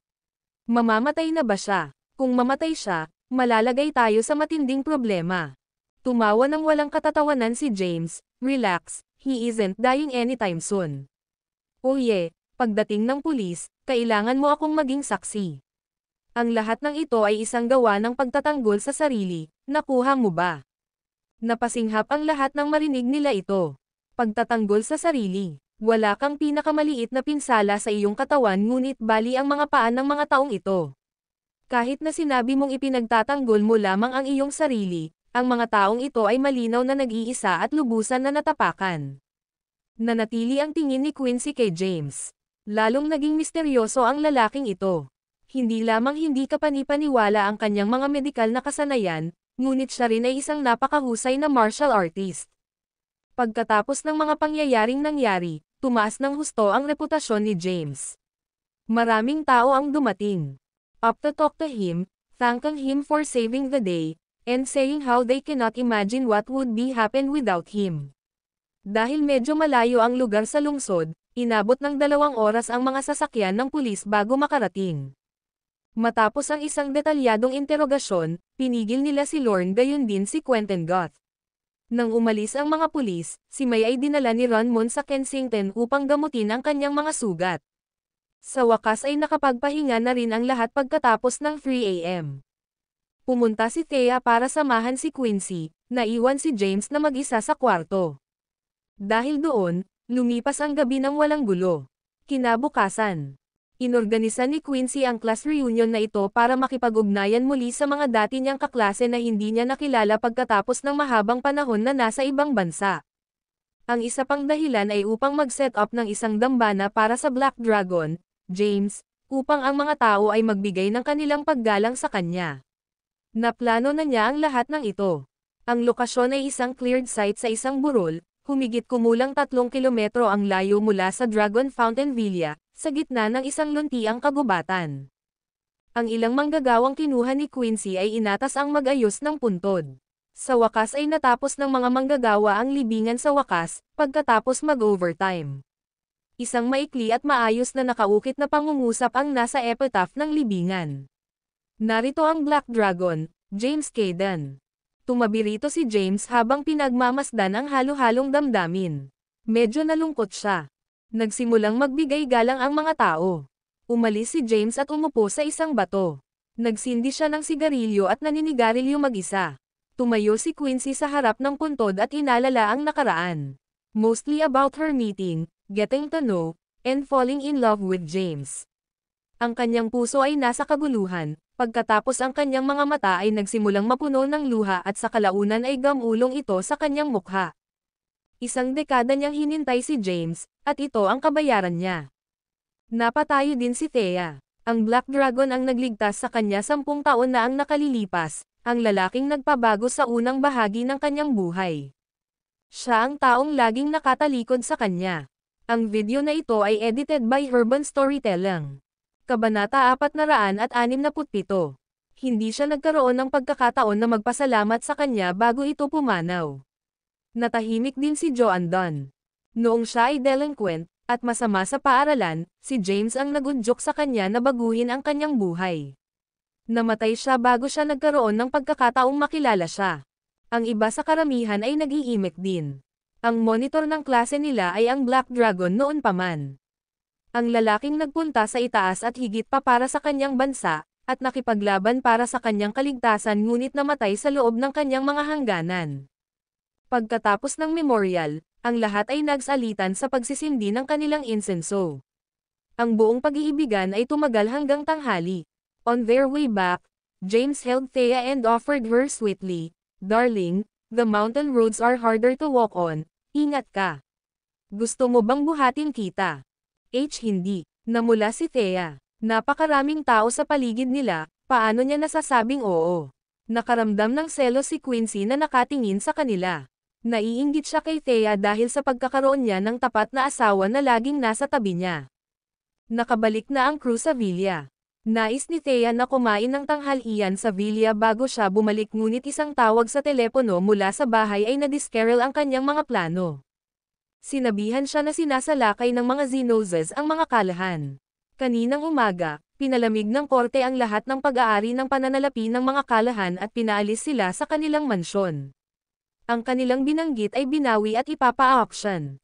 Isinalaysay ni Thea ang balita kay James. Kumunat ang noo ni James. Bakit ito nangyayari? Hindi mo ba binayaran ang lahat ng iyong utang sa mga Xenozes? Bakit nila tayo sinusundan ngayon? Umiling si Thea, hindi ko alam. Siguro dahil na-offend ko si Key kahapon. Maaaring nagbigay ito sa kanya ng dahilan upang kumilos laban sa atin ngayon. Desidido, sinabi ni James, kailangan nating tingnan ito. Pumunta si Thea sa mga tao. Nakangiting naglakad si James papunta sa Zion Lawson. Zion. Oh, ikaw pala, James. Nalilito, tumayo si Zion at nagtanong, may problema ba? Binigay ni James ang number niya at tinapik siya sa balikat. I have to go back to Kensington. Kung may problema ka, tawagan mo ako. Pagkatapos nun, tumalikod na siya at umalis. Siya at si Thea ay nagmamadaling bumalik sa Kensington. Sa bahay ni Thea, maraming tao ang nagkukumpulan dito. Kasama ang mga pamilya ni Howard at John. Tanong ni Thea, Lolo, bakit nangyayari ito? Bakit tayo inaatake ng mga Xenozes? Pagod na napabuntong hininga si Lex. Napatingin si Thea kay Howard. Hindi nagsalita si Howard. Anong nangyayari? Maaari bang may magsabi sa akin? Nag-aalala na si Thea. Sa wakas ay binasag ni Lex ang katahimikan. The Watsons put us in this gulo. Noong sinusubukan naming iligtas ang aming mga sarili, kahit papaano ay nakipag-ugnayan si Tommy sa mga Xenozes at humiram ng 500 milyon. Ito pala ay isang bitag. Ngayong may utang na kaming 500 milyon sa mga Xenozes, ay dinmande nila kami at pinigilan ang aming mga account. Inalis ng korte ang lahat ng aming sasakyan, at mga bahay. Nakaupo ang mga kalahan na may maninakip na labi at mapuputing buko. Gladys quipped, Tay, maliit lang ang bahay namin. Bakit nandito ang lahat ng tao? Pumunta siya rito para magpahangin, ngunit ang sitwasyon nila ngayon ang tanging pumipigil sa kanya sa pagsigaw sa mga tao. Hindi inaasahan ni James na ganito kabilis kumilos ang mga Xenozes. Kakakilala lang niya kay Key Xenos kahapon, hindi niya tina-target ang mga kalahan noon. Tinanong ni James si Thea, Thea, may pera ka ba sa card mo? Umiling si Thea, hindi, ginamit ko lahat iyon para bayaran ang mga utang. Mom, ikaw naman. Nilingan ni James si Gladys. Ako rin.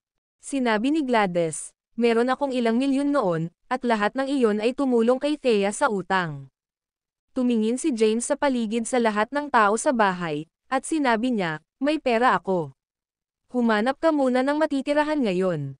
Pagkatapos ng medical convention, tutulungan ko ang mga kalahan na bumangon mula sa abo. Sa oras na iyon, ang Oceanic Conference, ang Watsons, ang Zenoses, o ang 5 probinsya, lahat sila ay walang halaga. James, maaari mo bang hawakan ang katotohanan ng ating sitwasyon kahit saglit lang? Napatayo si Gladys sa sobrang galit at sumigaw, lahat tayo sa iisang bangka. Saan ka kukuha ng pera para tulungan kami? Sagot ni James, nagsimula ito dahil kay Thea, at nagkakagulo ang buong pamilya dahil sa pakikisama ng lahat kay Thea. Habang nagsasalita siya ay nakatitig siya kay Lex. Lolo, ililipat ko sa iyo ang 1,000,000. Maghanap ng isang lugar upang manatili samantala. Haharapin ko ang Watsons at ang Zenoses. Ang video na ito ay edited by Urban Storytelling. Kabanata 468. Naalala ni Thea ang nangyari kahapon nang ilabas ni James ang $1,000,000. Kahapon, sa Dragon Fountain Villa, inilipat ni James ang 3,000,000 kay Lorne at ibinalik ito. Gusto niyang magtanong tungkol dito kagabi, ngunit napakaraming nangyari sa isang araw, kaya nawalan siya ng pagkakataong magtanong tungkol dito. James, paano mo nakuha ang lahat ng pera? Tumingin si Thea kay James ng seryoso. Napakamot sa ulo si James at awkward na ngumiti. Kaming mga lalaki ay laging may dagdag na pera sa gilid kung sakali. Ito ay ilang pera na inilipat ko mula sa aking card noong nakaraang pagkakataon dahil naramdaman kong maaaring maubos mo ang lahat ng pera mula dito. Nais kong magkaroon ng ilang backup para sa aming mga pangangailangan. Natahimik si Thea nang marinig iyon. Ito ay dahil sa kanyang kawalan ng kakayahan kaya nawala ang lahat ng 200,000,000 ni James. Natarante si Gladys. Ang sarili niyang pamilya ay nahihirapan ngayon, ngunit dito ginagamit ni James ang sarili niyang pera para tulungan si Lex. Lolo, pwede ko bang makuha ang card number mo? Napatingin si James kay Lex. Hindi inaasahan ni Lex ang araw na kailangan niyang umasa sa kanyang manugang para mabuhay. Gayunpaman, ang buhay ay nagpapatuloy. Hindi niya tinanggihan ang alok.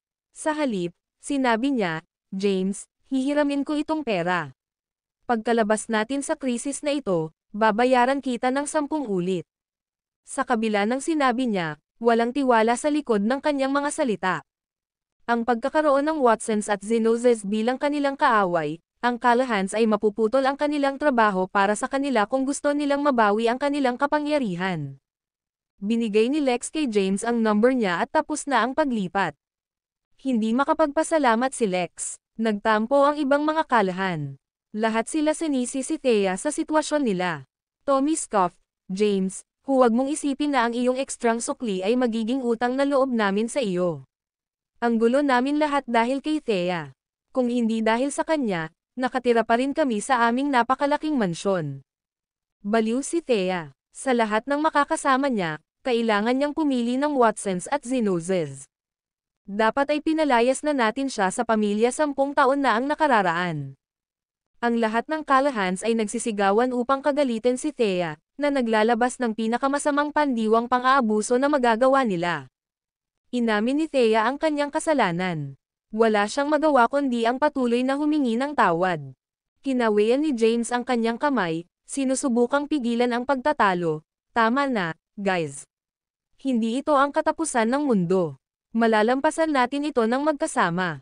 Ang Kensington Medical Convention ay malapit na, dapat nating pagsikapan iyon, at angkinan ang titulong Asclepius. Asclepius, si Weston, ang anak ni John ay pinandilatan ng mata si James, ikaw. Idinagdag ng kanyang kapatid na si Isabella, dapat ay nananaginip ka, pare. Walang naniniwala kay James. Tinuwanan lang ni James ang mga mapanuksong komento, piniling huwag tumugon sa kanilang mga pang-aasar. Sige, humanap tayo ng lugar para magpalamig ng ulo. Tumayo si Lex, sinenyasan ang mga tao na umalis. After everybody left, Gladys slapped James on his head, screaming, James, ano sa tingin mo ang ginagawa mo? Bakit mo binibigay ang pera mo sa matandang iyon? Nanay, sinubukan ni Thea na ay advocate si James. This was all because of me, it's not his fault. Shut your mouth, galit na bati ni Gladys sa kanya. Natahimik agad si Thea. Lumapit si Gladys kay James. In the end, she demanded James give her all of his money kaya siya. Maaaring bantayan ito para sa kanya. Alam ni James kung hindi siya bibigyan ng pera, hindi niya maririnig ang katapusan nito mula sa kanyang biyenan. Tumatakbo ang kanyang isip. Alam ni Thea na naglipat siya ng 3 milyon kay Lorne kahapon. Ngayon lang, naglabas siya ng 1 milyon. 2 milyon na lang ang natitira sa akin. Ito ang perang kinita ko pagkatapos ng 10 taon sa militar. Cut the crap and transfer that to my account. Ayos lang. Kinuha ni James ang kanyang telepono at nag-login sa kanyang online na bank account para simulan ang paglipat. Sa wakas ay pinakawalan siya ni Gladys pagkatapos niyang makita ang pera sa kanyang account. Kinaladkad ni Thea si James pabalik sa kwarto nila pagkatapos nun. Napakamot siya ng ulo, parang bata na nahuli sa paggawa ng mali. Honey, I'm so sorry. Pinasok kita sa lahat ng problemang ito. Tinalikuran ito ni James. Ayos lang, pero sira na talaga ako sa pagkakataong ito. Huminga ng malalim si Thea habang nakasubsob sa kama. Alam kong mangyayari ito, hindi ko na sana binili ang Pacific Group. Nagdulot ako ng napakaraming problema at nabaon ko sa utang ang buong pamilya ko. Sinaway niya ang sarili sa lahat ng ginawa niya hanggang ngayon, itinaas niya ang kanyang kamay, sinusubukang sampelan ang sarili. Sakto namang pinigilan siya ni James. Anong ginagawa mo? Sinabi ko sa iyo na ito ay magiging maayos. Please, bigyan mo lang ako ng oras para ayusin ito, okay? Nagsimulang tumulo ang mga luha mula sa mga mata ni Thea. Ang video na ito ay edited by Urban Storytelling. Kabanata 469. Humawak si Thea sa mga bisig ni James at iniiyak ang kanyang puso. Niyakap siya ni James at marahan siyang inaliw. Nang tuluyang tumigil sa pag-iyak si Thea, tinanong niya, "Darling, the Callahans are all but destroyed now. Paano mo kami pinaplanong alisin ito at higit pa, bumangon muli?" Sagot ni James, "Hindi ko alam kung paano pero gagawa ako ng paraan soon, promise." Kakailanganin lang nilang harapin ang pagsubok na ito sa ngayon. Hindi naman masama kung matutuhan din nilang lunukan ang pride nila. Wala nang ibang choice si Thea sa puntong ito kundi ang bulag na magtiwala kay James. Eksklusibong karapatang-ari material ng N.V.L. Drama, org. Noon pa man ay nagtagumpay si James sa tuwing tinutulungan siya nito sa ilang mahihirap na pagkakataon. Maya-maya, bumangon si James, "Tama, kailangan kong lumabas sandali." Okay, tumanggo si Thea. Hindi siya nagtanong kung bakit. Lumabas ng kwarto si James at nagpaalam kina Gladys at Benjamin bago ito lumabas ng bahay. Nagmaneho siya papunta sa Common Clinic. Kasabay nito, sa opisina ng Vice-Direktor sa itaas na palapag ng Transgenerational Tower. Nagsuot si Quincy ng isang profesional na suit, isang peach shirt, isang maroon na lapis na palda, itim na medyas, at isang pares ng pulang takong. Ang kanyang malalaking alon na kulay ruby ay maayos na nakapatong sa kanyang mga balikat. Ang kanyang malagatas na balat at mapang-akit na kulay rosas na labi ay nagpapakita ng pakiramdam ng corporate glamour. Isang panulat ang pinaglaruan sa pagitan ng kanyang mga daliri, na patuloy na umiikot. Ano ang ibinibigay tungkol sa lalaking ito ni James? Napaisip siya. All along, akala niya ay walang kwentang lalaki si James. Ang kanyang impresyon sa kanya ay batay sa mga alingaungaw na narinig niya tungkol sa kanya. Nang sa wakas ay nagkita na sila, nakita niyang hindi rin siya kahanga-hanga. Gayunpaman, nasaksihan niya ang kanyang mahusay na medikal na kasanayan sa kanilang paglalakbay sa Dragon Fountain Villa. Sa pamamagitan lamang ng ilang karayom, nagawa niyang ilabas ang kamandag ng ahas sa kanyang katawan at na-neutralize ang epekto ng aphrodisiac. Mula sa insidenteng iyon, binisita niya ang ilang karanasang doktor mula sa Medical Street upang magtanong tungkol sa kanyang pamamaraan. Walang sino man sa mga doktor ang nag-isip na posible iyon. Sinabi nila, walang sino man ang maaaring gumamit ng ilang karayom lamang upang paalisan ang kamandag ng ahas na kumalat sa kanilang buong katawan, at ang neutralisasyon ng aphrodisiac ay pantay na imposible. Imposible para sa lahat maliban kay James. Bukod dito, siya ay isang napakahusay na manlalaban. Naisip niya kung paano niya nag-iisang natalo ang mga lalaking dinala ni Lume. Isa pa, iba si James sa ibang lalaki. Alam na alam niya ang kanyang namumukod tanging kagandahan, at ang kanyang hitsura at pang-akit ay nalampasan si Thea Callahan. Hindi mapipigilan ng mga lalaki na maakit siya kapag nakita siya. Muli, tila hindi nabigla si James sa kanya. Kagabi, nawala si James nang dumating si Thea, bagamat siya ang tumulong kay James noong una. Kalmado at nakolekta, itinatago ang lahat ng kanyang walang kapares na kakayahan. Napakaraming kaalaman sa martial arts at medisina, ngunit si Thea lang ang nakikita niya. Bilang isang babaeng may matalas na intuition, alam niyang tiyak na ang asawa ni Thea ay hindi ang karaniwang Joe na inaangkin niya sa lahat. James, matagumpay mong napukaw ang interes ko. Gusto kong makita kung anong klase ka talaga. Sumibol ang mga labi ni Quincy sa isang mapanlinlang na ngiti bago niya mabilis na itinago ang lahat ng mga iniisip na ito at nagsimulang magtrabaho. Nakarating si James sa klinik. Ang klinik na inutusan niya si Ron na dalhin si May kahapon. Boss, tumayo agad si Ron pagkapasok ni James, kumikinang ang mga mata sa excitement.